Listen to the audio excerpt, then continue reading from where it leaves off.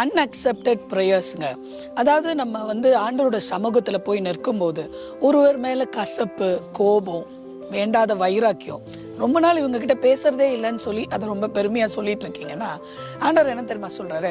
பலிபீடத்தில் உன் பலியை வை, நீ கொண்டு வந்திருக்க காணிக்க, நீ கொடுக்குற மிஷன்ஸ்க்கு, இதெல்லாம் எனக்கு பெரிய விஷயம் கிடையாது. முதல்ல போய் ஒப்புரவாயிட்டு வா, அதுக்கப்புறம் உன் ஜெபத்தையும் உன் பலியும் நான் அக்செப்ட் பண்ணிக்கிறேன் அப்படின்னு சொல்றாரு. ஸோ இந்த மாதிரி ஒரு கசப்பான ஒரு வைராக்கியமோ கோபமோ யார் மேலேயாவது இருக்கு அப்படின்னு சொன்னா, go to them and reconcile with them. அவங்களோட ஒப்புரவாயிருங்க. அட்லீஸ்ட் ஒரு மெயில் போட்டு விடுங்க. ஒரு நேரில் பேச உங்களுக்கு கொஞ்சம் கஷ்டமா இருக்கா, ஒரு எஸ்எம்எஸ் பண்ணுங்க. ஒரு கடைசியா நம்ம மீட் பண்ண சம்பவம் நல்லா முடியல, எனக்கு கொஞ்சம் வருத்தமா இருந்தது, ஆனா நான் எல்லாத்தையும் மன்னிச்சுட்டேன் அப்படின்னு சொல்லி ஒரு மெயில் போட்டிங்கன்னா உங்க மனசு லேசாயிரும். ஆண்டவர்கிட்ட போகும்போது உங்களோட ஜெபம் கேட்கப்படும்.